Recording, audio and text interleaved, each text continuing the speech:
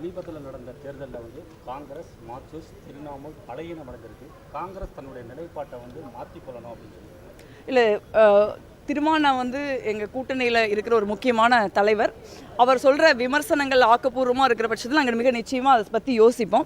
ஆனால் எங்களை பொறுத்த வரைக்கும் வந்து நாங்கள் வந்து கூட்டணிகளுக்கு 22 வருஷம் நாங்கள் திமுகவோட கூட்டணியில் இருந்திருக்கோம். திமுக வந்து அவங்களுக்கு அதிகாரத்தில் வந்து நீங்கள் போதுமான பெரும்பான்மை இல்லாதப்போ கூட எந்த விதமான நிபந்தனையும் இல்லாமல் காங்கிரஸ் கட்சி 5 ஆண்டு காலம் அவங்களுக்கு ஆதரவு கொடுத்துருக்கு. நீண்ட காலம் வந்து நாங்கள் வந்து என்னைக்குமே வந்து தமிழகம் எங்கும் கிளைகள் கொண்ட Annamal institute of hotel management and hospital management படிப்பில் சேர்வதற்கான அட்மிஷன் நடைபெறுகிறது. அவங்க ஆட்சியில் இருக்கிறப்பவும் சரி, ஆட்சியில் இல்லாதப்பவும் சரி, அவங்களோட நாங்கள் நின்றுருக்கோம். இன்றைக்கு வந்து ஒரு காலத்தின் கட்டாயம் இருக்குது.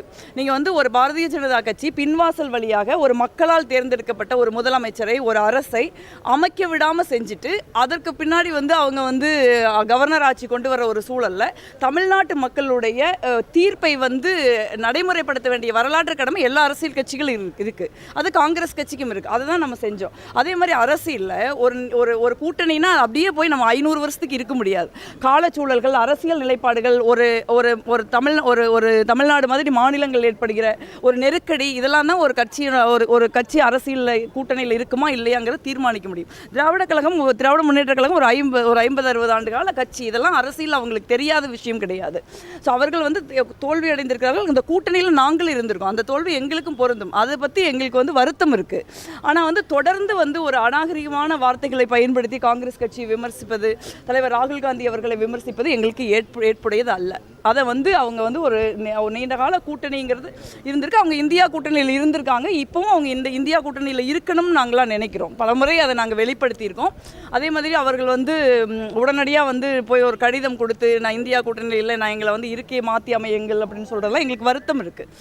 ஆனால் வந்து நீங்கள் வந்து ஒரு அரசியல் நிலைப்பாட்டில் ஒரு நாகரிகமான அரசியல் அணுகுமுறைங்கிறது ரொம்ப முக்கியம் நான் நினைக்கிறேன்.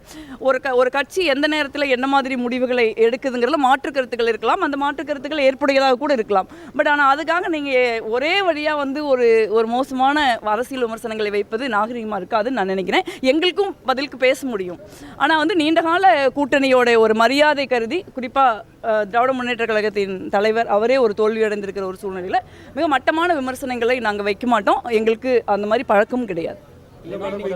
கூட்டணிக்கு பின்னடைவு இல்லையா டிஎம்கே வெளியில போறாரு?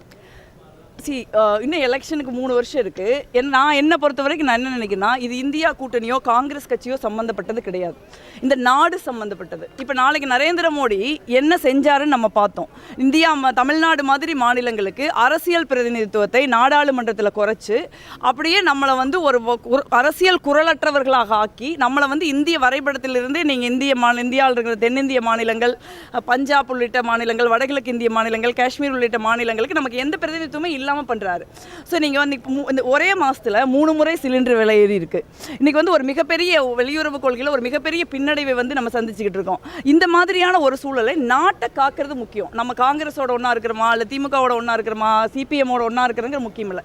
ஒவ்வொரு அரசியல் கட்சிக்கும், குறிப்பாக ஒவ்வொரு எதிர்கட்சிக்கும் நரேந்திர மோடி எதிர்த்து போராட வேண்டிய, நரேந்திர மோடி அரசாங்கத்தை ஆட்சியிலிருந்து அகற்ற வேண்டிய ஒரு வரலாற்று கடமை இருக்குது. அந்த கடமையை தான் செய்யணும். அப்போ எனக்கு இந்த கட்சி பிடிக்கல, அந்த கட்சி பிடிக்கலன்னு நம்ம சொல்லிக்கிட்டு இருக்க முடியாது. ஏன்னா மாநிலங்களில் நம்ம எதிர்த்து போட்டியிட வேண்டிய சூழல் இருக்கும். நீங்கள் இப்போ நடந்த கேரளா தேர்தலில் கேரளாவில் நாங்களும் காங்கிரஸ் கட்சியும் சிபிஎம்மும் கடுமையான ஒரு தேர்தலை நம்ம எதிர்கொண்டிருக்கோம். ஆனால் இன்றைக்கி நம்ம ஒரே மேடையில் தான் இருந்து நம்ம எதிர்கொள்ள வேண்டியிருக்கு. ஸோ எதிர்கட்சிகள் வந்து வலிமையாக இருக்கணும், உறுதியாக இருக்கணும். நம்ம நாட்டுக்காக வந்து நம்ம வந்து நம்மளுடைய விஷயங்கள், நமக்கு இருக்கிற விஷயங்கள்லாம் மறந்துட்டு அதில் நம்ம முன்னாடி நிற்கணும்னு நினைக்கிறேன்.